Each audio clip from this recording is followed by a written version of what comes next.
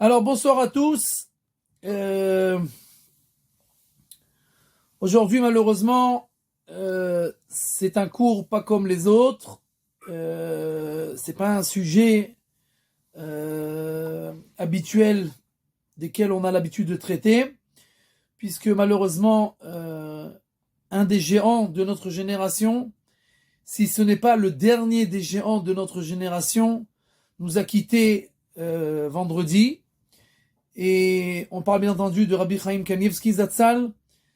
Et bientôt, on va essayer d'expliquer qu'est-ce qu'il y a de tellement différent entre cette perte terrible et les autres rabbanim qui décèdent. Bien entendu, chaque juif qui décède, chaque personne qui décède, chaque rave qui décède, c'est une perte immense.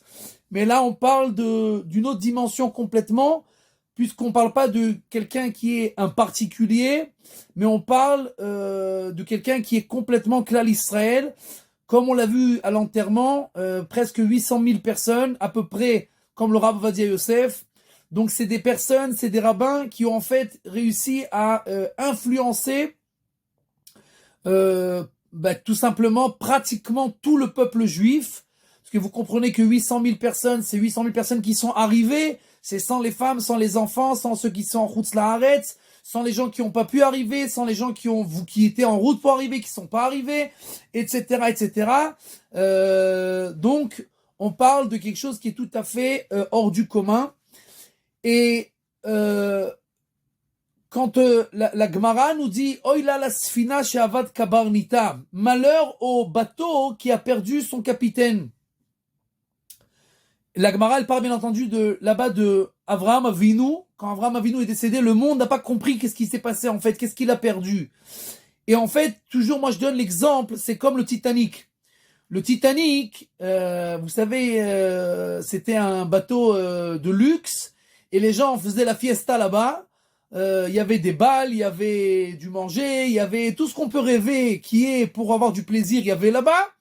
Et les gens, quand le bateau flottait sur la mer, naviguait, personne ne se posait la question, est-ce que le capitaine il est là, il est pas là, qu'est-ce qu'il fait? Le bateau, il continue sa route, et puis nous, ça nous suffit.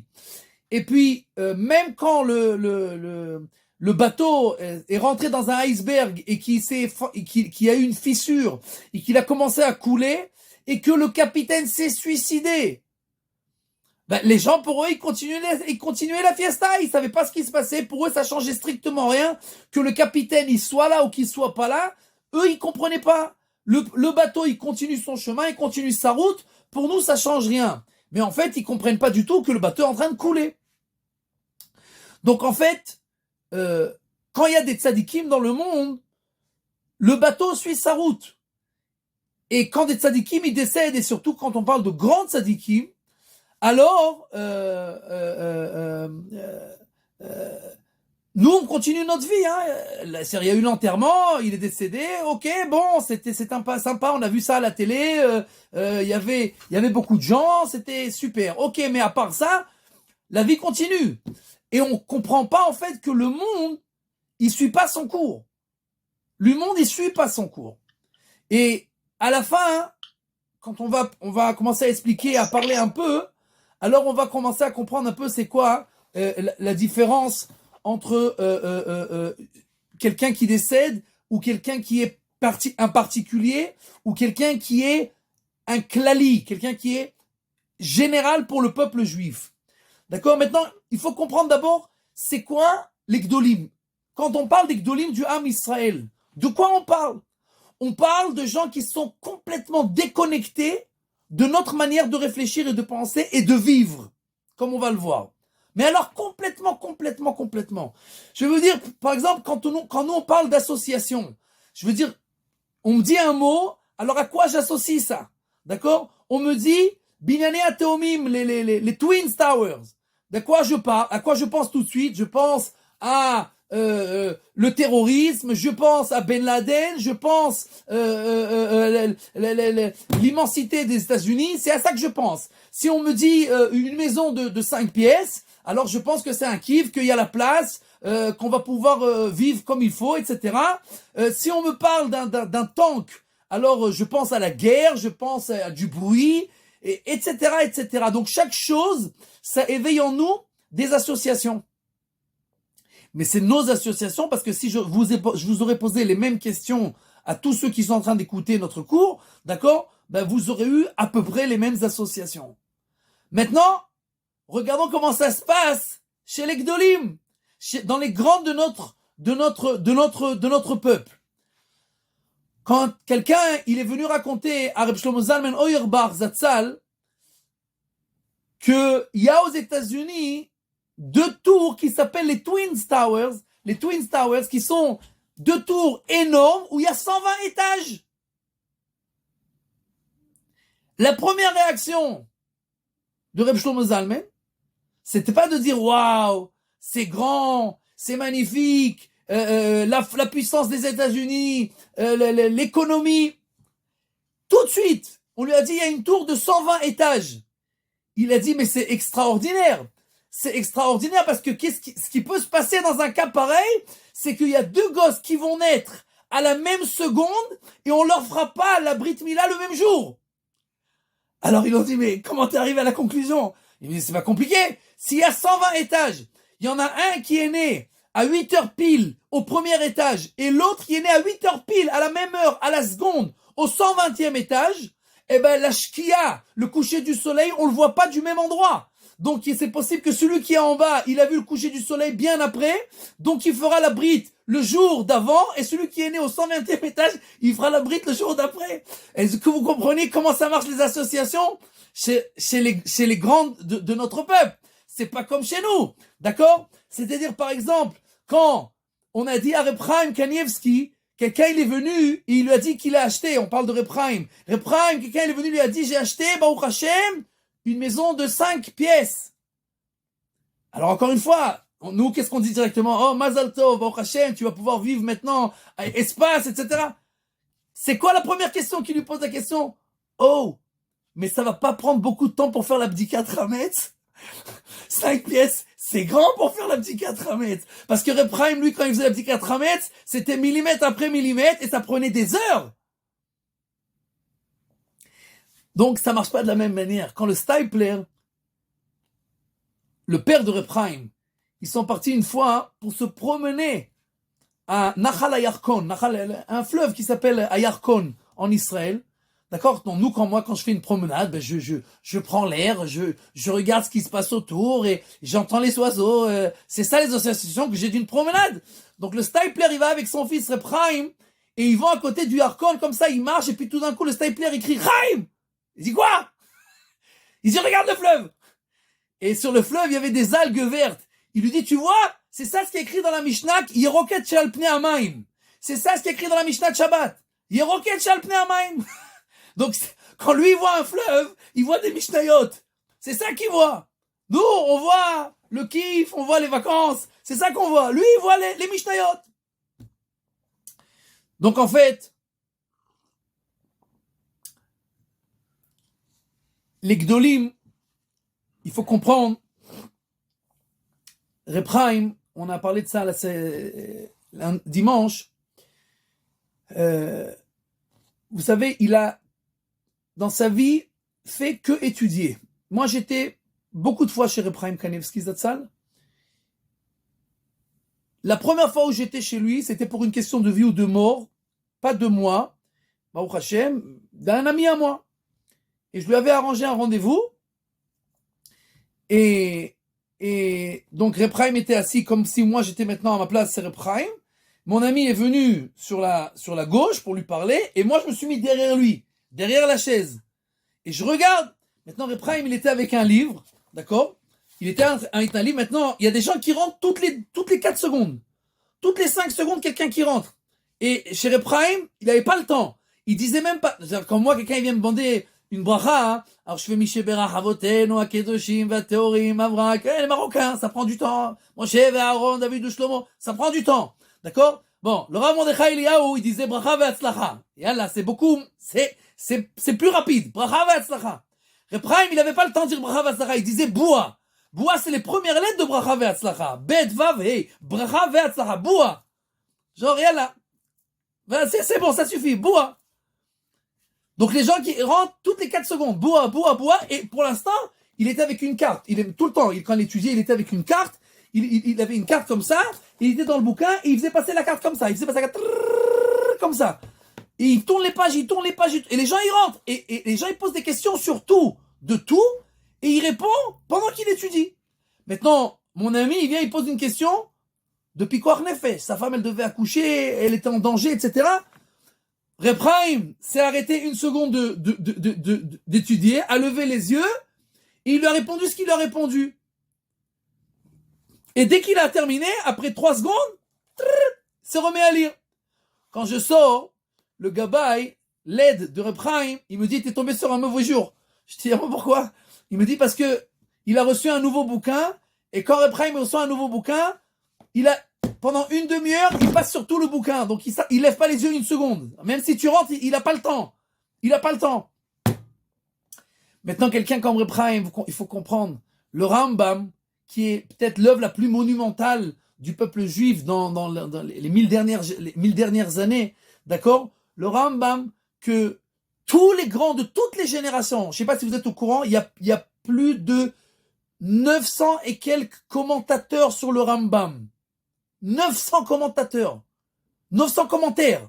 Commentateurs et commentaires sur le Rambam. 900. Et on parle de Rishonim et Achronim. C'est-à-dire depuis 1000 ans, depuis que le Rambam a été écrit, tous les ans, il y a un commentaire qui sort. Tous les ans. Et on parle de génie. Eh ben, un des livres de Reb Chaim s'appelle Kiryat Sefer. Kiryat Melech, pardon. Kiryat Melech.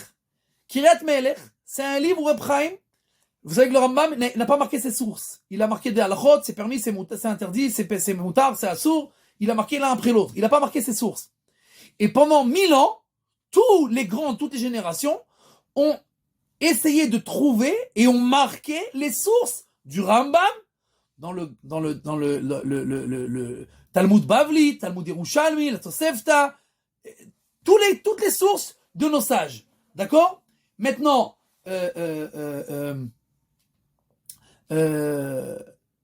mais il y a encore beaucoup de halachot qu'on n'avait pas les sources.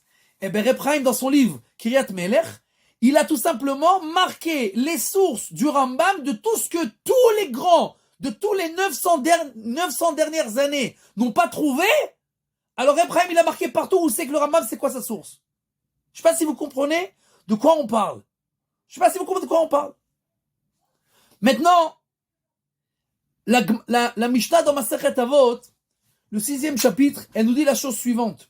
Maintenant, écoutez bien, parce que jusqu'à présent, c'était pas l'introduction, parce qu'on n'a pas encore commencé l'introduction, on est encore dans le mavo de l'introduction, dans l'introduction de l'introduction. D'accord? La Mishnah nous dit la chose suivante. Kol haosek batorah lishma. Tout celui qui étudie la Torah, leshem shamaim, pour aucune raison. Pas parce que ça lui apporte du plaisir, parce que c'est intelligent, parce que, etc., etc. Rien. Parce que Dieu, il a dit qu'il faut étudier. Zoreh ledvarim arbe. Il reçoit beaucoup de cadeaux, entre guillemets, du ciel. Velo od, ela shekol haolam kulo kedailo. Tout le monde, ça valait le coup de le créer pour lui. Nikra rea, ve'ahuv. Les gens, ils l'aiment. Vous savez, le premier qui est arrivé, après que Reb Chaim soit décédé, qui c'est qui est arrivé chez lui à la maison? Bibi Netanyahu. Bibi Netanyahu. Ça lui a pris 2 heures pour sortir de là-bas. Il était accompagné de je sais pas combien de gardes du corps, et ça lui a pris 2 heures pour sortir parce qu'il y avait des dizaines de milliers de personnes, dont bien entendu, c'est une personnalité importante, donc il est protégé, et pour le faire sortir, ça a pris 2 heures. Mais il le savait. Et le premier qui est arrivé, c'est lui. Alors quelqu'un qui étudie la Torah Lishma, Nikra Ahuv. Même les gens qui sont très loin, ils l'aiment. Oev et Tamakom, Oev et Tabiriot, etc. Et Dieu, on lui donne du ciel énormément de choses que même que quelqu'un de normal, quelqu'un d'habituel, jamais n'aurait pu avoir. Jamais. Maintenant, vous savez, la Gemara nous raconte, dans Maseret Baba Metzia, qu'il y avait une divergence entre Rabbi Yeshua et Rabbi Eliezer sur un sujet. C'est pas très important quel sujet. Et Rabbi Eliezer, pour montrer qu'il avait raison, alors il a commencé à faire des miracles. Il a dit, si j'ai raison, alors que ce Charouv, je sais pas comment on dit un Charouv en français, Caroubier. Le caroubier qui se déracine et qui passe à un autre endroit. Et le caroubier s'est déraciné, passe à un autre endroit. Et Rabbi Yeshua, il a dit, c'est pas une preuve. On n'a même pas des preuves du caroubier. Alors il a dit, Rabbi Eliezer, ok, il y a une source d'eau qui coule ici. Si c'est moi qui ai raison, que la source, elle coule à l'envers. En lieu de couler vers le bas, qu'elle coule vers le haut. Et la source a commencé à couler vers le haut. Et Rabbi Yeshua, il a dit, on n'a même pas de source de... Et alors Rabbi Eliezer, il a dit, si j'ai raison, que les murs du Beth Midrash, ils tombent. Et alors les murs ont commencé à tomber. Et Rabbi Yeshua, il a dit, oh, vous calmez, de quoi vous vous mêlez, vous? De quoi vous vous mêlez? Et alors il y a écrit que les murs, ils sont restés comme ça, au milieu. Pourquoi? Parce que se remettre en place, ils peuvent pas, à cause du respect de Rabbi Eliezer. Tomber, ils peuvent pas, à cause du respect de Rabbi Yeshua. Donc ils sont restés au milieu. Bon, on va pas expliquer cette Gemara, parce que cette Gemara-là, il y a des dizaines et des dizaines d'explications. On va juste dire ce qu'il a écrit le Gaon de Vilna. Parce qu'avec ça, on va commencer à parler de Rabbi Chaim. Tout le cours, il va être sur ce qu'il a dit le Gaon de Vilna, 3 mots. Le Gaon de Vilna, il pose une question très simple. Il dit quoi? Rabbi Eliezer, il n'était pas au courant que les miracles, ça intéresse personne? Les miracles, les amulettes et tous ces trucs-là, ça intéresse que les gens qui étudient pas ou qui ont toutes sortes de croyances, etc. Pour les Gdolim, la seule chose qui est importante, c'est la Torah.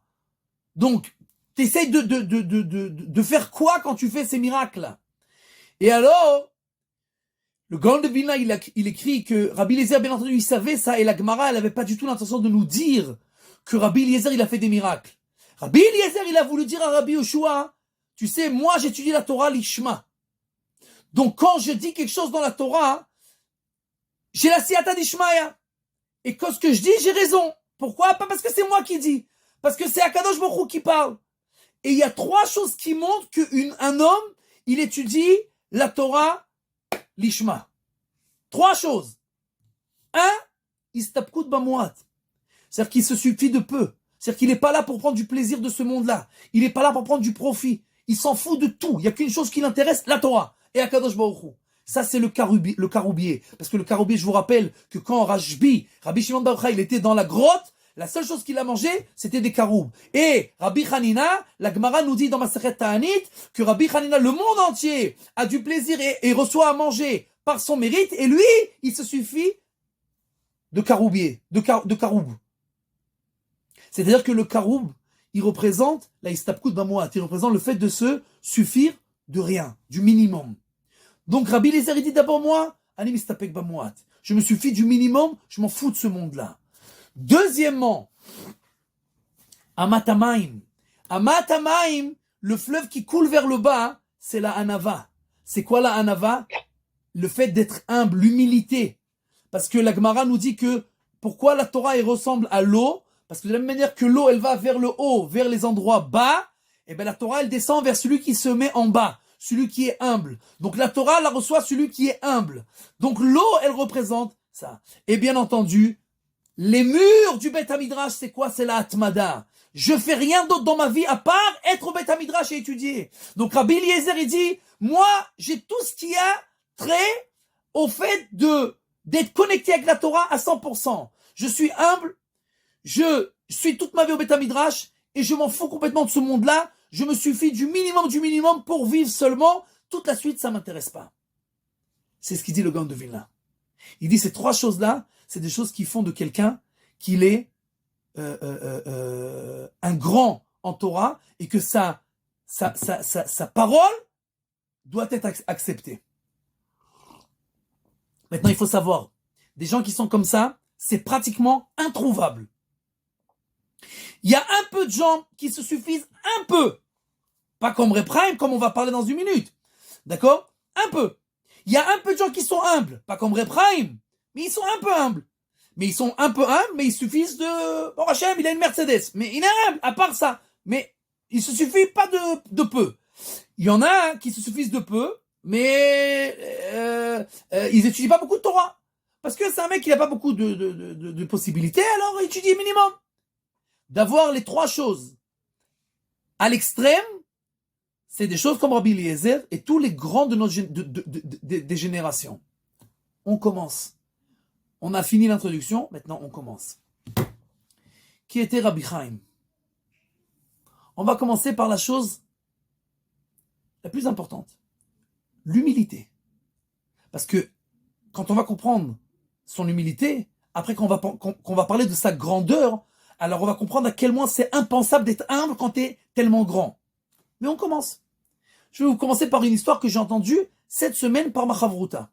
Ma chavruta me raconte que sa sœur, pendant des années, elle n'a pas réussi à se marier. Un jour, elle a trouvé un shidour qui était un bon garçon, vraiment, ça allait, Talmid Chacham, tout ce qu'on veut, mais deux petits problèmes. Un, elle est plus âgée que lui. Deux, elle est plus grande que lui, de taille. Plus grande que lui de taille. Mais à part ça, tout est bien. Elle est venue voir la femme de Rabbi Chaim, qui était encore vivante, la rabbinite Batsheva Kanievski, qui était la fille du Rav Elioshiv, Zatzal, qui était aussi une grande sadéquette. Et elle vient lui dire, à rabbinite, je ne sais pas quoi faire. D'un côté, ce mec, il est très bien, il a tout ce qu'il faut. De l'autre côté, il y a des petits problèmes techniques. Je suis plus âgé, je suis plus grande. Alors la rabbinite, elle lui dit, plus âgé. Maintenant, Reb Chaim, il était à côté. Donc, il était dans la même pièce parce que, on va en parler bientôt de la maison de Reb Chaim. C'était 1 pièce et demie. Sa maison, c'est 1 pièce et demie. D'accord? Ok. Donc, ils étaient dans la pièce de la maison. Elle parle, le Rav, il est assis à la table, à la tête de la table en train d'étudier. Il n'entend rien, il voit rien. Et la rabbinite, elle parle avec elle. Et alors, elle lui dit, Chaim, elle appelait son mari Chaim. Chaim, il dit que jusqu'à 5 ans d'écart, c'est pas grave. C'est pas important. Jusqu'à 5 ans, c'est pas grave. Et elle dit, ouais, mais je suis quand même plus grande que lui de taille. Alors la rabbinite, elle lui dit, mais moi aussi, je suis plus grand. Chaim, lève-toi 1 minute.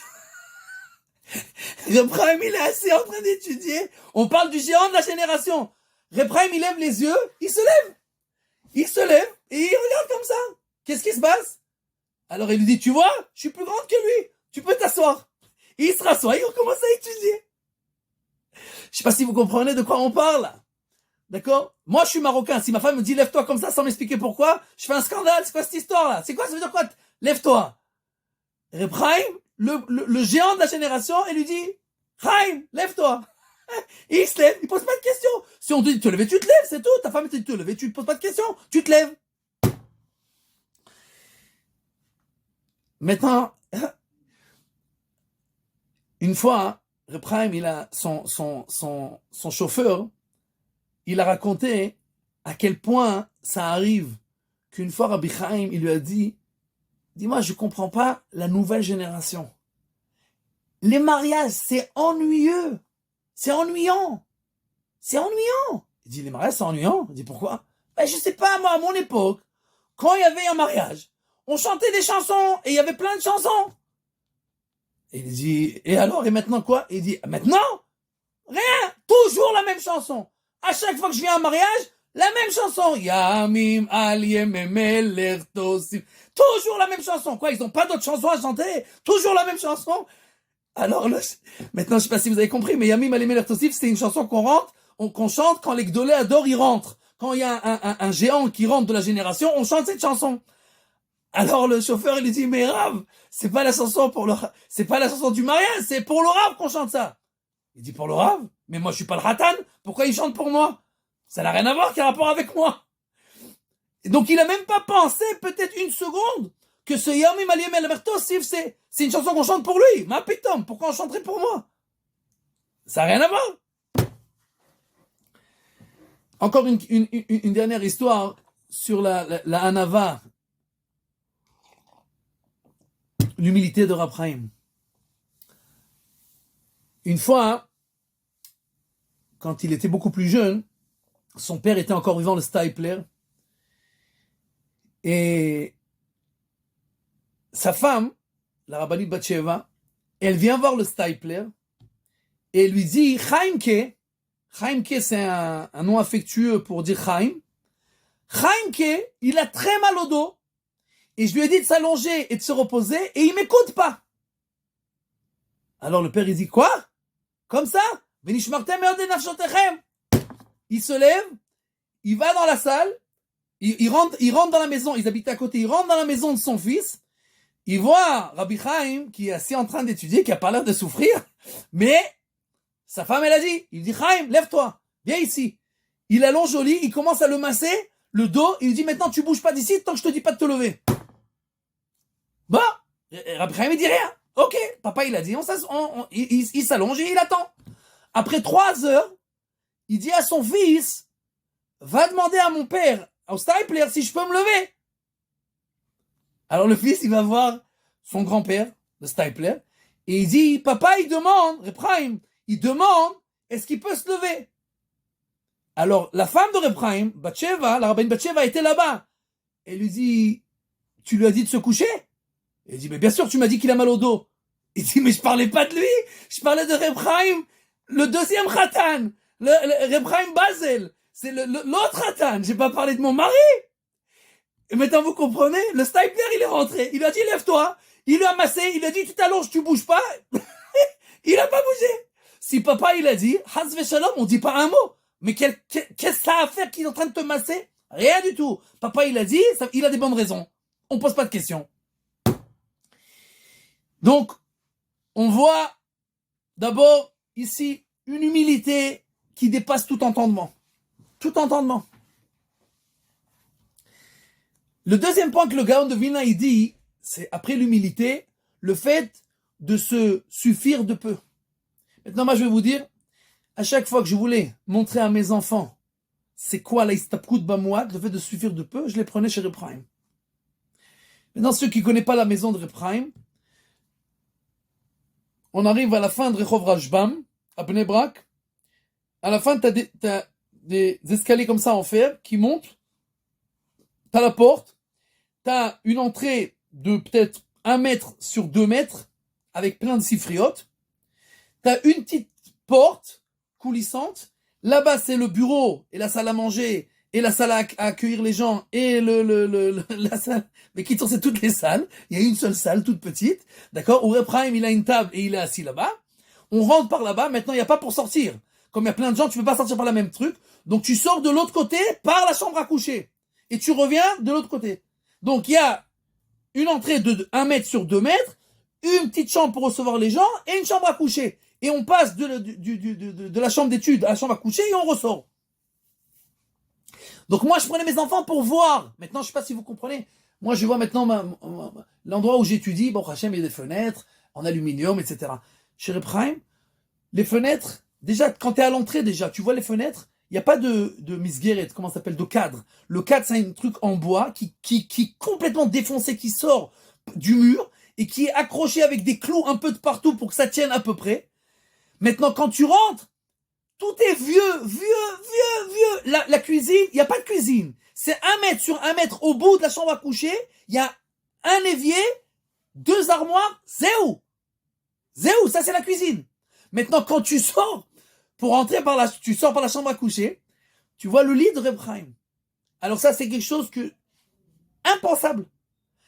Le lit, je sais pas si vous avez vu des caravanes, comme en Israël, il y a plein de gens qui habitent dans des caravanes. Pour que la caravane elle soit au même niveau, alors il y a des pieds sur les 4 coins de la caravane et on met des pierres pour que ça soit au même niveau. Donc on rajoute plus ou moins de pierres par rapport au niveau du sol. Eh ben les pieds du lit de Reb Chaim, c'est comme ça. Il y a des pieds en dessous des pieds, les 4 pieds, il y a des pierres pour que ça soit au même niveau. Parce que les pieds, ils sont pas au même niveau. Maintenant, je sais pas si vous comprenez. Reb Chaim, c'était le directeur de Koupataïr. Koupataïr, ils font 100 millions de shkalim par mois. Il faisait comme ça, il recevait un immeuble. Pas un immeuble, une rue. Et il vivait dans la simplicité, la plus totale. Il s'en foutait de tout. Il y avait une seule chose qui l'intéressait, c'était la Torah et Am Israël. Comme on va parler bientôt du Am Israël. La Torah et Am Israël. Rabbi Chaim, il savait rien de rien. Rien de rien. Pour comprendre, il habitait Rehov Rashbam. La rue qui coupe Rehov Rashbam s'appelle Dvorah Nevia. Quelqu'un lui a posé la question une fois, hein, où c'est Rehov Dvorah Nevia? Aucune idée. Aucune idée. Maintenant, c'est pas dans une autre ville. C'est pas dans un autre quartier. C'est la rue qui coupe. À l'entrée de sa rue, il y a une rue qui coupe. Il n'a aucune idée. C'est-à-dire que si ça n'a rien à voir avec le peuple juif ou la Torah, pourquoi j'ai besoin de me rappeler de ça? Qu'est-ce que ça change dans ma vie? Qu'est-ce que ça m'intéresse? Une fois, sa femme était malade. Alors, Reb Chaim, il a voulu être gentil. Alors il a dit, est-ce qu'il peut l'aider, qu'il peut faire quelque chose pour elle? Alors elle a dit, oui. Est-ce que tu peux me préparer un verre de thé? Il a dit, Simcha, avec plaisir. Comment on fait? Alors la rabbinite n'était pas du tout étonnée parce qu'elle savait avec qui elle avait affaire. Elle a dit, c'est pas compliqué. Maintenant, ils n'avaient pas ni micro-ondes, ni Tami Arba, les barres d'eau, etc. Il y avait un gaz électrique, d'accord? Et avec un feu, et zéro. Et avec les marmites comme à l'époque. D'accord? Donc elle lui dit, c'est pas compliqué. Tu prends un finjan, la théière, enfin je sais pas comment ça s'appelle, le truc où on chauffe l'eau, d'accord? Tu mets de l'eau dedans, tu le mets sur le gaz, tu mets le thé dedans, tu mets du sucre et tu verses. C'est pas compliqué. Ok, Bessimcha, avec plaisir. Après 10 secondes, il revient. Et il lui donne le verre de thé, voilà. Alors, elle dit, mais comment t'as fait aussi vite? Elle prend le verre, elle goûte, il n'y a aucun goût. Elle dit, mais comment t'as fait? J'ai fait exactement ce que tu m'as dit de faire. J'ai pris le finjan, j'ai mis de l'eau dedans, je l'ai mis sur le gaz, j'ai mis du thé, j'ai mis du sucre, j'ai touillé et j'ai versé dans le verre. Elle me dit, mais t'as pas allumé le feu? Alors il lui dit, ah, t'as dit qu'il fallait allumer le feu? J'ai pas entendu. Il savait pas qu'il fallait allumer le feu. Il savait pas. Il avait aucune idée de ce qui se passait chez lui. Aucune idée. Aucune idée. Une fois, sa femme lui a dit qu'il fallait changer le tanour, le four. Maintenant, le tanour, en hébreu, ça veut dire un four, en cuit, et ça veut dire aussi le chauffage. Le chauffage de la maison. Alors elle lui dit qu'il faut changer le four, le tanour. Alors il lui dit mais pourquoi on a besoin d'un tanour? Il lui dit il fait très bon à la maison. Pourquoi on a besoin d'un four? Il pensait même pas qu'ils avaient un four à la maison.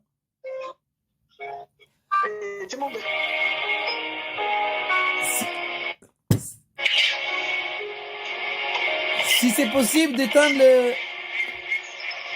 Tu apprends à fabriquer des choses. Couper les sons. Ok.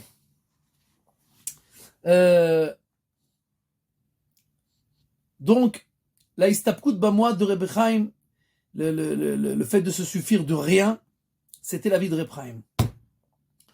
Et maintenant, on passe à la chose qui a rendu Reb Chaim, la Torah. Comme la Mishnah, on l'a vu, elle nous dit, celui qui étudie la Torah, l'Ishma, il reçoit toutes les madrigotes, tous les niveaux possibles et inimaginables.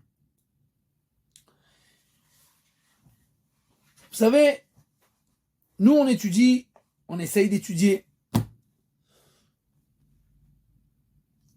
On étudie 10 heures par jour, 12 heures par jour, 14 heures par jour. On étudie la Gemara. Alors, on fait un sioum par an. On termine un volume, 2 volumes. Si on est vraiment assidu et très fort, alors on fait 3 volumes, 4 volumes à tout casser.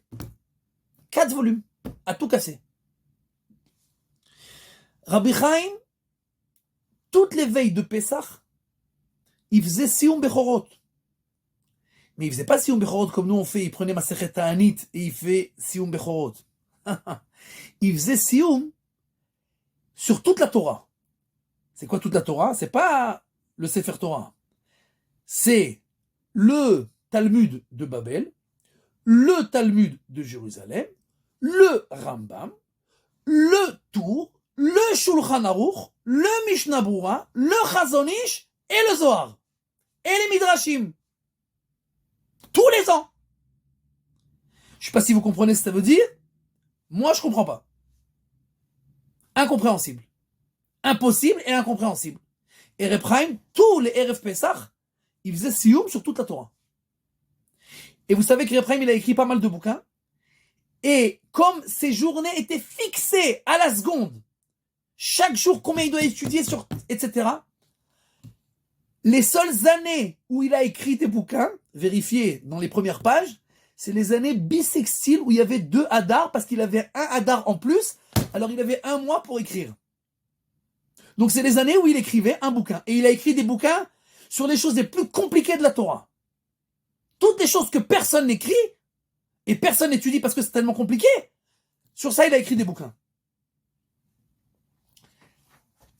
Maintenant, quand Reb Chaim, il devait sortir avec sa femme en Shidour, sa femme c'était la fille du Rav Elioshiv, il vient voir son père, il dit papa, demain je dois sortir en Shidour, mais je sais pas quoi parler avec une fille, moi j'ai jamais parlé avec des filles, de quoi on parle avec une fille? Alors son père il lui dit, écoute, je sais que elle a étudié pour être comptable, donc elle est forte en maths. Parle avec elle de la Sugia de Baba Metzia de Tagaré Loud. Il y a la Sugia la plus compliquée du chasse, où il y a des calculs terribles dedans. Dans Masechet Baba Metzia, il lui dit, parle avec elle de ça. Comme ça, vous arrêtez de quoi parler. Elle est forte en maths. Toi, tu connais bien la Sugia. Vous parlez de ça. Eh ben là, quand nous on sort en Shidurim, alors on pose c'est qui ton père, c'est qui ta mère, tes frères, tes sœurs, qu'est-ce que t'as fait, ou qu'est-ce qui se passe dans ta vie, etc. Eh ben lui, ils ont fait une Chavruta sur Tagaré Loud. Tagaré Loud, c'est les commerçants de la ville de Loud qui faisaient des calculs. Je peux même pas vous expliquer parce que même moi, maintenant j'ai du mal à me rappeler les complications de la Sugia. D'accord? Maintenant, sa vie entière, c'était la Torah. Un jour, le Rav Zilberstein, il raconte, qui était son beau-frère, le Rav Zilberstein, il rentre, et Reb Chaim, il lui donne un verre, il lui dit L'chaim. Il dit L'chaim. Maintenant, Rav Zilberstein, il connaît exactement le rythme d'étude de Rabbi Chaim, et il sait exactement qu'est-ce qu'il étudie, quand il termine, etc., etc. Il lui dit, Shou le Rabbi Chaim, L'chaim, Alma, sur quoi? Il dit Masechet Brachot. Il dit Masechet Brachot.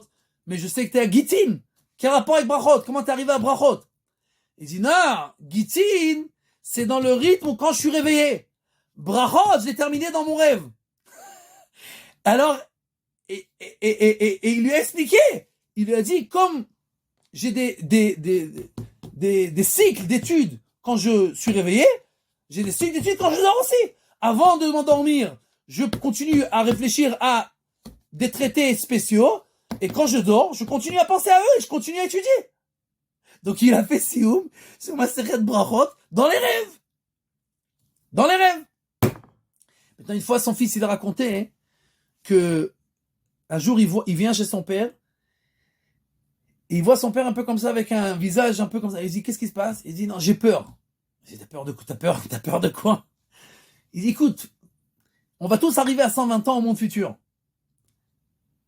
Alors, j'ai peur, parce qu'on va me poser des questions sur la Torah. Maintenant, le Talmud de Babel, bon, ça, je connais. Pourquoi? Parce que bon, je l'ai étudié avec mon père avant la bar mitzvah, donc j'ai Girsa de Yankuta, ça, je me rappelle. Avant la bar mitzvah, il a étudié le Talmud de Babylone avec son père. D'accord? Nous, jusqu'à l'âge de 50 ans, on n'arrive pas à le terminer. Lui, il se rappelle, parce que avant la bar mitzvah, il a déjà terminé plusieurs fois. Ça, il connaît. Mais le Talmud de Jérusalem, il a peur de pas se rappeler tout. Et il a peur qu'on va lui poser des questions, il va pas savoir. Alors son fils, il lui dit, mais alors, qu'est-ce que tu veux qu'on fasse? Il dit, je veux que tous les jours tu viennes, tu prends le Talmud de Jérusalem, et moi, une demi-heure, je te dis par cœur pour vérifier est-ce que je me rappelle. Tout le Talmud de Jérusalem. Et pendant 3 ans, tous les jours, une demi-heure, le fils il vient et il lui dit par cœur, par cœur, par cœur, par cœur, par cœur, tout le Talmud de Jérusalem. Et après les 3 ans, il a terminé, il dit, bon ça va, je me rappelle aussi du Talmud de Jérusalem, ça va, on peut être tranquille. Je sais pas si vous comprenez, il y a une histoire qui ressemble un peu chez Rabbi Yosef Messas. Rabbi Yosef Messas, mon arrière-grand-père, il cite dans ses bouquins le Talmud de Jérusalem, comme si moi je vous cite Maître Corbeau sur un arbre perché, tenez à peu près ce langage, etc. Mais les contes qu'on a étudiés, qu'on a appris quand on était gosse, bon, je me rappelle à peu près par cœur. Ok, à part ça, je me rappelle de rien. Rabbi Yosef Messas, il cite le Talmud de Jérusalem. Maintenant, il n'avait pas d'ordinateur comme nous aujourd'hui, on peut chercher tout ça. Rien. Et il cite le Talmud de Jérusalem comme s'il le connaissait par cœur. Qui c'est qui étudie le Talmud de Jérusalem? À peine on arrive à étudier le Talmud de Babylone. Qui c'est qui étudie et qui connaît par cœur le Talmud de Jérusalem? Le Rav Shlomo Amar, il m'a raconté qu'une fois, parce qu'il faut comprendre, Rabbi Yosef, il n'avait pas le Talmud de Jérusalem. Donc il le citait, mais on ne sait pas d'où, parce qu'il ne l'avait pas. Rabbi Shlomo Amar, il a raconté qu'une fois, il y a un Rav qui est arrivé, qui s'appelait Rabbi Pinchas Amar, qui est arrivé dans une ville, là où il était, Rabbi Yosef, et Rabbi Yosef, il a entendu qu'il avait une grande sifria, il avait une grande bibliothèque. Il est venu lui dire, dis-moi, j'ai entendu que tu as un Talmud de Jérusalem, je peux te l'emprunter? Il lui dit, même pas en rêve. Ça coûte cher les bouquins à l'époque, c'est pas comme aujourd'hui. Il dit, non, je peux pas te le prêter. Il dit, combien de temps tu restes ici? Il lui dit, 1 mois. Il lui dit, est-ce que ça te dérange que je vienne tous les jours pour un peu lire et utiliser tes bouquins? Il dit, il n'y a pas de problème, tu veux le faire ici à la maison, il n'y a pas de problème. Eh bien, Rabbi Yosef, il est venu pendant 1 mois, tous les jours, et il a tout simplement recopié tout le Talmud de Jérusalem. Je ne sais pas si vous comprenez de quoi on parle. Il a recopié tout le Talmud de Jérusalem. Et alors après, tu te demandes pourquoi il se rappelait par cœur. Parce qu'il avait un amour de la Torah tellement grand que tout ce qu'il faisait, c'était 100%. Ils étaient à 1000% dedans. D'accord? Donc, nous, on se rappelle à peine de ce qu'on a mangé ce matin. Eh bien, Rabbi Chaim, lui, il se rappelait de tout le Talmud de Jérusalem. Après qu'il n'était pas sûr, alors il a vérifié et il se rappelait de tout. Vous savez, une fois, j'étais chez Reb Chaim. Dans Reb Chaim, il parlait pas beaucoup. Il était très âgé. Et donc, moi, c'était arrivé mon tour. Donc, j'étais juste devant la porte qui coulissante. Et j'ai dit, je ne veux pas perdre mon temps. Je me suis dit, je ne vais pas perdre mon temps. Donc, j'ai ouvert un peu la porte et j'ai mis mon oreille pour entendre les questions qu'on pose. Si déjà on est là, on va en profiter. Et juste quand j'ai ouvert la porte, le Rav Efrati est arrivé. Le Rav Efrati, c'est un grand Rav qui s'occupe de plein de trucs en Israël, de la cacheroute et de plein de trucs. Donc, il est arrivé. Bon, bien entendu, lui, il n'attend pas dans la file. On l'a fait rentrer directement parce qu'il s'occupe de toutes sortes de trucs pour le peuple juif. Donc, il n'a pas le temps. Donc, ils l'ont fait rentrer. Moi, j'étais content. Je dis, ok, encore mieux. On a plein de questions intéressantes maintenant. Je mets mon oreille, j'ouvre la porte. Et le Rav Efrati qui commence à bombarder. Il commence à bombarder des questions sur toute la Torah. D'accord? Et maintenant, après, il n'entendait pas beaucoup. Il entendait un peu mal. Donc, le Rav Efrati, il criait. D'accord? Enfin, il parlait très fort. Il dit, il y a écrit dans le Mabit, comme ça et comme ça. Le Khatam Sofer, il dit comme ça et comme ça. Qu'est-ce qu'on doit faire dans un cas pareil? Reb Chaim, il répond direct. 2-3 mots, tac, tac, tac. Et alors, moi, j'entendais pas Reb Chaim, mais comme le Rav Efrati voulait être sûr qu'il avait compris, donc il répétait Moron Omer. Donc, le Rav dit, et il répétait ce qu'il disait. Ok, la question suivante. Il y a écrit, ta, ta, ta, ta. Il répond, ok, Moron Omer. Et il commence à poser des questions sur les shidduchim, sur la cacheroute, sur le maaser, sur quoi non? Et Reb Chaim, il répond, tac, tac, tac. Et maintenant, le Rav Efrati, c'est pas un illettré. Et lui-même, déjà la question, tu vois à quel point il connaît. On parle d'un monde complètement parallèle. Il y a un jour, une fois, un grand professeur qui est venu, qui était chez Reb Chaim, et qui a voulu faire l'intéressant. Alors, il a posé la question à Reb Chaim. Il lui dit, combien de fois il a écrit le mot Moshe dans la Torah?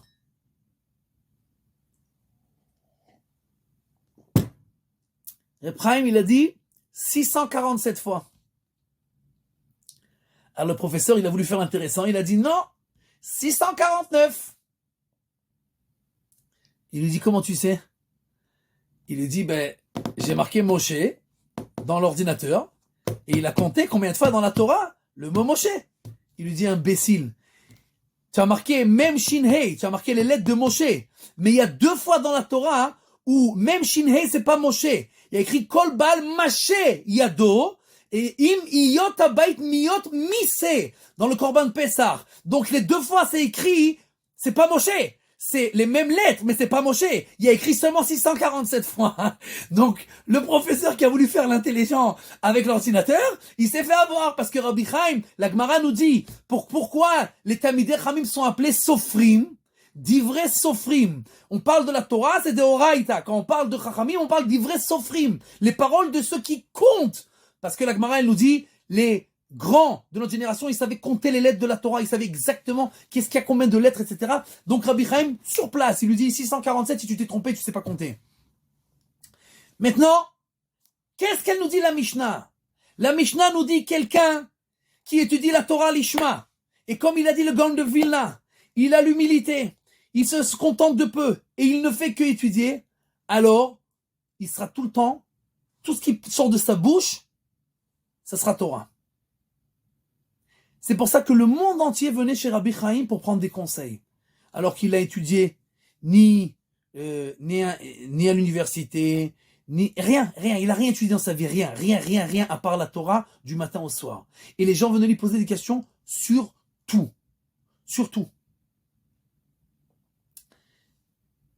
Moi, à chaque fois que j'étais chez Rabbi Chaim, ça prenait exactement 4 secondes. Bois, envoie. Une fois, j'avais une question d'éducation. Alors je dis, j'aurais pas le temps d'expliquer. Alors j'ai pris une feuille et j'ai imprimé. Une feuille comme ça. Et j'ai imprimé. Une grande feuille. Et j'ai écrit en grand, comme ça, on voit bien. Je rentre, Yankee, le petit-fils de Reb Chaim, celui qui s'occupait de lui, il me dit, c'est quoi cette feuille? Je dis, c'est une question. Et je lui dis, mais t'es dingue? T'as vu le nombre de gens qui est derrière toi? Il dit, il a pas le temps de lire ça. Je dis, écoute, moi je lui mets, s'il fait un scanner, il n'y a pas de problème, tu le laisses, il décidera. Alors Ephraim, il prend la feuille, il commence à lire. Maintenant, après 3 secondes, il y a un qui tire la feuille. Genre, il lui prend la feuille. Genre, il dit, oh, il n'y a pas le temps. Et Ephraim, il tire la feuille de l'autre côté. Et rien qui, il tire encore une fois la feuille. Et il tire la feuille. Et il continue à lire comme ça. C'est même pas qu'il regarde, il le regarde même pas. Il continue à lire. Il retire la feuille, il continue à lire. Et il y a un qui me regarde comme ça, il dit, genre, qu'est-ce que tu fais? Je dis, mais moi, qu'est-ce que tu veux? C'est pas moi, c'est lui. Qu'est-ce que tu veux? Qu'est-ce que tu veux de moi? Il lit.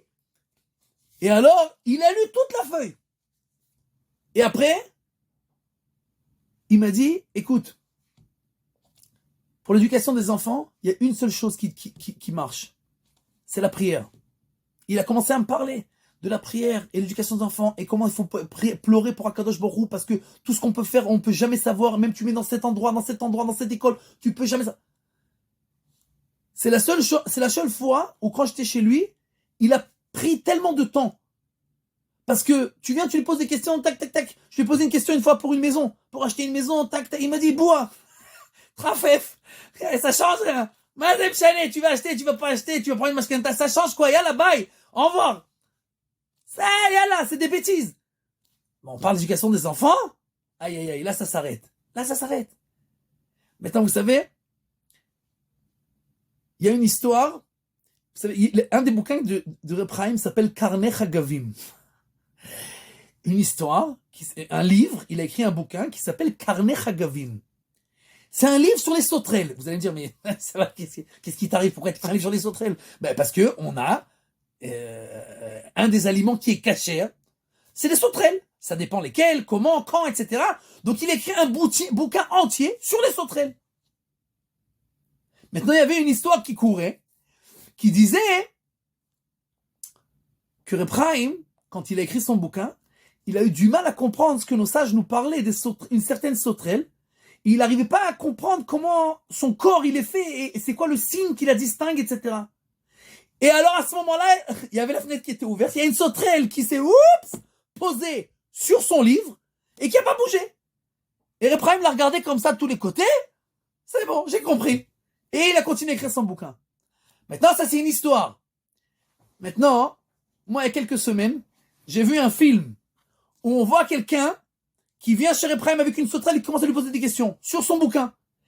Et alors, au milieu, parce que tu viens poser une question à Reb Chaim sur est-ce que c'est vrai cette histoire, il va donner une paire de claques. Donc, il a commencé à poser plein de questions. Tu vois, dans le film, il pose plein de questions de halakha. Est-ce que c'est comme ça? Est-ce que c'est comme ça? Et comment ta. Et alors, au milieu, il rentre la question. Il dit, on raconte qu'une fois, Rabbeinu, il était en train d'étudier et qu'il y a une sauterelle qui est venue. Il dit, Nachon. Il dit, quoi, c'est vrai? Il dit, oui. Elle s'est posée, j'ai regardé, j'ai compris, puis elle est partie. Maintenant, je sais pas si vous comprenez. Une chose pareille, c'est que chez les Rishonim, ça arrivait. Que chez à l'époque du Rambam, seulement des choses comme ça arrivaient. Qu'ils avaient une Seata d'Ishmaïa, que Kadosh Baruch Hu leur donnait tout. Je vais raconter une histoire, je vais raconter deux histoires, vous allez comprendre. Vous savez, le dernier chef de la police, la dernière fois qu'il a été choisi un chef de la police, il y en a un qui s'appelait David Abitan, qui voulait devenir le chef de la police. Donc il est venu demander une bracha à Reb Chaim. Maintenant c'est filmé, celui qui veut, je lui envoie le film, il n'y a pas de problème. C'est filmé. Lui il est policier, il arrive avec tous ses grades, etc. C'est filmé. Il rentre avec toute la pamalia, tous les gens qui l'entourent, etc. Bon, il y a plein de gens, bien entendu, c'est un mec important. Il vient, il s'assoit. Maintenant, Reb Chaim, il est en train d'étudier. Il regarde rien. Yankee, le petit-fils, il dit, Saba, grand-père, lui, il veut devenir le chef de la police. Il veut une bracha. Reb Chaim, il dit rien, il continue à étudier. Alors, David Avitan, il dit, je veux une bracha. Alors, Reb Chaim lève les yeux, le regarde, il lui dit, tu es Cohen? Il dit, non, je suis pas Cohen. Il a le badge. Il dit, je m'appelle David Avitan. Ah. Et il rebaisse les yeux, et il continue à étudier. Alors maintenant, ça la fout mal parce que tout le monde regarde, tout le monde attend. Lui, c'est un mec hyper haut gradé, et il attend. Et alors, rien il pousse un peu son grand-père, il dit, Saba, ten lo broche. Bénis-le. Alors, Reb Chaim regarde de l'autre côté, et il dit une chose qu'il a jamais dit. Il dit, bracha lekulam. Que tout le monde soit béni. Il a même pas dit boua, genre bracha ve'atzlacha à lui. Il a même pas dit bracha ve'atzlacha. Il a rien, il a dit bracha lekulam. Que tout le monde soit béni. Et personne n'a rien compris. C'est quoi cette histoire-là? Tous ceux qui rentrent, lui disent boua, bracha ve'atzlacha, bye. Alors le mec qui vient, un mec au gradé, c'est quoi? Est-ce que t'es Cohen? Ça change quoi? Est-ce qu'il est Cohen ou il est pas Cohen? Et qui c'est qui a été choisi pour être chef de la police? Moti Cohen. Moti Cohen a été choisi pour être chef de la police. Et donc Reb Chaim, 2 semaines avant, il a dit, t'es pas Cohen, mais désolé, je peux pas te bénir. Maintenant, est-ce qu'il savait ou pas? On va bientôt expliquer, c'est pas très important. Mais je vais vous raconter une autre histoire et vous allez comprendre comment ça se passe. Quand moi j'ai voulu acheter la maison où j'habitais, j'étais en location pendant 4 ans dans la maison où j'habitais. Maintenant, je voulais acheter la maison. Maintenant, c'est une grande maison. Elle coûte cher. Le vendeur, le propriétaire, il me dit, je veux 1,6 million. Je dis, écoute, j'ai pas. J'ai 1,3 million. 1,3 million, si tu veux, je veux. Il dit, mais t'es fou, quoi, la maison, elle est énorme. Je dis, t'as raison, il n'y a pas de problème. T'as raison, la maison, elle vaut au moins 1,6 million. Et moi, je disais 1,6 million, mais je savais qu'elle valait plus. Je dis, écoute, t'as raison. Essaye de la vendre. Fais de la pub. Moi, je peux pas. Je vais pas aller vendre mes enfants. D'accord? C'est ce que j'ai. J'ai 1,3 million, c'est tout ce que je peux. Non, mais comprends. Je dis, mais je te comprends. Va la vendre à quelqu'un d'autre. Cherche. Et il a mis en vente, etc. Et à chaque fois, il me rappelait, alors, est-ce que tu peux? Je dis, écoute, 1,320 million. Ok, je peux rajouter encore 20 000 shekels. Non, je dis, écoute, je peux pas. Et il essaie de me convaincre, mais non, mais ça vaut pas le coup. Et vraiment, il avait raison, ça vaut pas le coup. À un certain moment, il a disparu de la circulation. 3 mois, il m'a pas appelé, il m'a pas parlé, etc. Un jour, je dis à ma femme, Dis-moi, qu'est-ce qu'on fait? On est entre le ciel et la terre, on n'achète pas, il nous a abandonnés, il nous parle pas. Je sais pas. Bon. Maintenant, moi, Shabbat, j'essaye de raconter des histoires à mes enfants pendant les repas. Maintenant, les histoires, je les invente pas. Donc, je lis des bouquins. Donc, j'ai des bouquins d'histoire. Après, je dis ça à ma femme, je rentre dans mon lit, c'était le soir, je prends un bouquin pour lire une histoire, pour préparer pour Shabbat. Je lis l'histoire, c'est quoi l'histoire? Un mec qui vient chez Repraim, qui a un problème pour acheter la maison, papa, une histoire à dormir debout, Bekitsu. Et il vient poser la question à Repraim, qu'est-ce que je fais? Maintenant, le mec pas religieux. Rabbi Chaim, il lui dit, donne 18 shekels à la tzedaka. Le mec, il sort son portefeuille et dit, ouais, non, pas à moi je prends pas d'argent. Va à Koupataïr. Koupataïr, je vous sais la boîte qui ramasse l'argent pour donner aux pauvres et que lui, il est directeur. Il dit, va donner à Koupataïr. Et l'histoire, il raconte l'histoire là-bas. Après 2 semaines, tout s'est arrangé. Il a acheté, il a vendu, je me rappelle plus. Mais qu'ils sont, tout s'est arrangé. Je dis à ma femme, écoute, c'est pas pour rien que je viens de lire cette histoire. Après, je t'ai posé la question. Si Repraim, il a dit dans l'histoire qu'on donne à Koupataïr et que ça s'arrange, moi, je sais pas. Maintenant, moi, je sais pas c'est quoi le numéro de Koupataïr. J'arrive au collège, j'ai pas de smartphone. Donc, je demande à quelqu'un là-bas, qui a un smartphone, je lui dis, dis-moi, ouvre ton téléphone et donne-moi le numéro de Koupataïr. Maintenant, il faut comprendre. En Koupataïr, il y a à peu près 50 000 cranotes. Des fonds. Un fonds pour celui-là, et cette veuve, et cet orphelin, et etc. Ce Beth Midrash. 50 000 cranotes. 50 000. Dites-moi, c'est quoi la chance que le mec, il ouvre son téléphone, il écrit Koupataïr. C'est quoi? Qu'est-ce qui est écrit sur la première page où on peut donner de l'argent pour le fonds de la famille Messas? Je sais pas si vous êtes au courant, moi je m'appelle Gabriel Koubi, on est aussi Messas. Ma mère elle est Messas, mon grand-père c'est Rabbi Yosef Messas. Donc la première page qui s'ouvre sur les 50 000 fonds, donner de l'argent pour le fonds de la famille Messas. Je dis ben écoute, ça tombe très bien, c'est moi, voilà, on y est.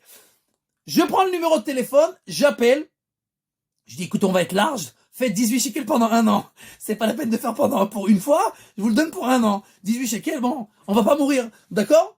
Prenez 18 shekels pour 1 an. Maintenant, je rigole pas avec vous, hein.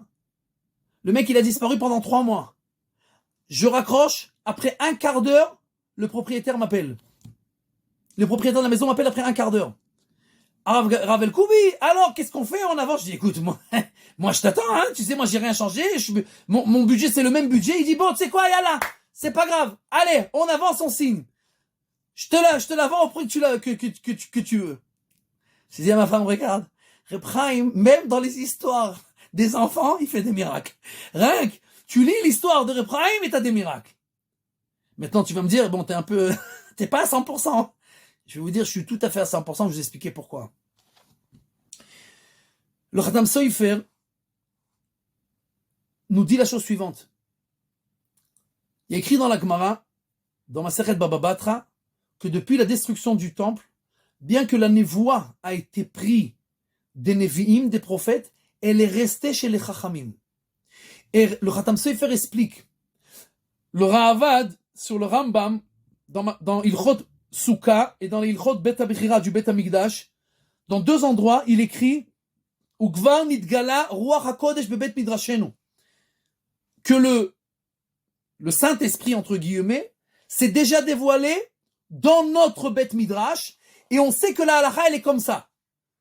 Maintenant, ça veut dire quoi que le Saint-Esprit s'est dévoilé à l'époque du Ra'avad? Le Ra'avad, c'est bien après la destruction du temple. Et la prophétie, elle est terminée depuis longtemps. Le Khatam Sofer, il explique. Le roi HaKodesh, c'est pas Jeanne d'Arc, j'entends des voix, ça y est, je sais ce qui se passe. Non. Khatam Sofer, il explique que les Chachamim qui étudient la Torah, l'Ishma, ce qu'elle dit la Mishnah dans Masechet Avot, Zochim le Dvarim Arbe. Tout ce qui parle, ça devient Torah. Tout ce qui parle, c'est la parole de Dieu. Tout ce qui parle, ça devient la volonté divine. Pourquoi? Parce qu'ils n'ont rien dans leur tête à part la Torah. Donc, bien que la prophétie a été prise des prophètes, elle est restée chez les Chachamim. Chacham adif minavi. Un sage, il est préférable à un prophète. Parce qu'un prophète, si Dieu ne parle pas, ben tu sais pas. Mais un sage, vu qu'il est entièrement Torah, et la Torah, il y a le monde entier dedans, donc automatiquement, tout ce qui parle, c'est Torah. J'ai même pas encore commencé à parler sur Ephraim, on a déjà 1 heure qui est passée. Quand on comprend la grandeur de la personne qui s'occupait toute sa vie du peuple juif, il était tout le temps en train de courir d'un endroit à l'autre pour renforcer les gens. Il ne savait pas parler. C'était pas un orateur, c'est pas quelqu'un qui faisait des... Pas du tout. Mais il était tout le temps en train de faire des knassim, des regroupements et des soirées pour renforcer les gens et les pousser à étudier, etc., etc., etc. Oïla la sfina she'avad kabarnita. Malheur au vaisseau, au navire, que son capitaine il a été perdu. Malheureusement, vous savez, quand le Rav Elioshiv, qui était le dirigeant de la génération précédente, le dirigeant spirituel, il est décédé déjà quelques années avant. On parlait de Reb Chaim, que c'est celui qui va prendre la relève. Aujourd'hui, personne ne parle de relève. Parce qu'il n'y a personne qui s'approche de ce genre de choses-là. Personne. Personne. Ça n'existe pas. C'est des gens, le Rav Steinman, le Rav Elioshiv, le Rav Kanievski, c'est des gens qui ne sont pas de la génération d'avant, de plusieurs générations avant, qui vivent dans un autre monde. Leur connaissance, leur amour du peuple juif, leur aide, leur annulation devant tout le monde et devant Akadosh Baruch Hu, l'annulation devant ce monde-là, c'est des choses qui sont impensables, inconcevables aujourd'hui. Moi, exprès, je prenais mes enfants pour voir parce que je disais, ça vous verrez plus la prochaine génération, ça n'existe pas. Ça n'existe pas. La semaine dernière, j'ai dit à la synagogue que, à mon avis, on est arrivé à ce que la Gemara, elle dit dans la fin de Masechet Sota, qu'il y arrivera une génération où on dira En lanu al mi leishaen ela lavinu shebashamayim. Ça y est, c'est fini. On n'a plus sur qui nous baser. On n'a plus sur qui se reposer. On n'a plus que sur Akadosh Baruch Hu. Et alors le Mashiach arrivera. Et le Chesed l'Avram, le grand-père du Chida, il dit qu'à la fin des temps, il n'y aura plus de rabbanim. Il y aura plus de rabbanim sur qui se reposer. Il y aura des rabbanim, bien entendu, mais il y aura plus de rabbanim sur qui se reposer. Et à mon avis, on est arrivé à ce stade-là où on n'a plus. Il y a des rabbanim, Baruch Hashem, il y a des rabbanim. Mais c'est pas que c'est un peu plus grand. C'est deux autres dimensions. C'est des autres dimensions. Complètement d'autres dimensions. Avant de terminer, vu que cette semaine, c'est la askara aussi de mon oncle, Prosper El-Koubi Zichrono Livracha, c'est difficile de parler après Reb Chaim de quelqu'un d'autre, mais il y avait quelque chose de ressemblant. Bien entendu, chacun à son niveau, hein, on n'est pas en train de faire des comparaisons, c'est pas le sujet aujourd'hui, mais il y avait à son niveau, mon oncle Prosper était aussi quelqu'un, en tout cas par rapport à moi, et je sais aussi par rapport à peu près toute la communauté française, qui recouvrait en lui les mêmes domaines que l'on a parlé aujourd'hui. D'abord, moi j'ai commencé à apprendre la Gemara chez mon oncle. J'ai commencé à apprendre la Gemara. Les premiers souvenirs que j'ai bichlal de la Torah, c'était à Seuda Shtishit, chez nous à la maison. Je me rappelle essentiellement des gâteaux, je me rappelais que ma mère faisait des gâteaux, ça je me rappelle essentiellement, c'est ça qui m'intéressait, d'accord? Mais je me rappelle de mon oncle Prosper qui était assis à la table, à la tête de la table, avec des gens autour, et il y avait toutes les semaines un cours. Le dimanche matin, après la prière, on avait un cours de Gemara. C'est avec lui qu'on a commencé bichlal l'étude de la Torah, et c'est lui qui a inculqué, bien entendu, après à des échelles bien entendu, qui sont grandioses, André Neher et l'Institut André Neher, etc., pour former des éducateurs, des centaines d'éducateurs qui allaient enseigner aux autres après. Donc, ce premier point de la Torah était, c'était la vie de tonton Prosper, de mon oncle, c'était sa vie, la Torah et l'aide du peuple juif autour, avec une humilité incroyable, d'accord, une simplicité, une humilité il aurait pu, Baruch Hashem, il a beaucoup de frères qui ont bien réussi, etc. Toujours il disait à sa femme, mes frères, ils ont amené de l'argent, moi je t'ai amené du kavod. D'accord? D'accord? Parce que toute sa vie, il s'occupait du peuple juif. Et vous savez, moi je vois par exemple aujourd'hui, ça fait Baruch Hashem 25 ans que j'enseigne. Et Baruch Hashem, j'ai essayé d'aider un maximum de gens. Aujourd'hui, j'ai ouvert des institutions et je sens comment les gens, ils rendent l'amour et ils aident et ils sont là pour toi, etc. Et donc, les gens que mon oncle, il a aidé des milliers et des dizaines de milliers de personnes autour de lui, il a influencé, tous ces gens-là, il le respectait. Alors que, il y avait rien de spécial. C'était pas un ingénieur, un médecin, non, c'était quelqu'un qui s'était donné pour le peuple juif. D'accord? Et donc, Zachal et Dvarim Arbe, comme ce qu'elle dit la Mishnah, et lui, il a fait ça, bien entendu, l'Ishma. Il a fait ça, l'Ishma. Il a fait ça pour faire la volonté d'Akadosh Baruch Hu. Zachal et Dvarim Arbe. Il a eu droit à beaucoup plus que ce qu'un homme normal mérite et peut recevoir. D'accord? Zachal et Dvarim Arbe. Il a Zacha, que sa famille, il continue son chemin. Zacha, que les gens qu'il a, les institutions qu'il a fait jusqu'à aujourd'hui, bien qu'il soit dans le monde futur, eh ben ses mérites, ils continuent à grandir et à grandir tout le temps, parce que vous comprenez qu'une personne normale, elle décède, ben c'est fini. Mais il y a des gens que non. Leurs mérites, ils continuent à grandir et à grandir tout le temps parce qu'ils ont influencé énormément autour d'eux. Alors, Bezrat Hashem, que sa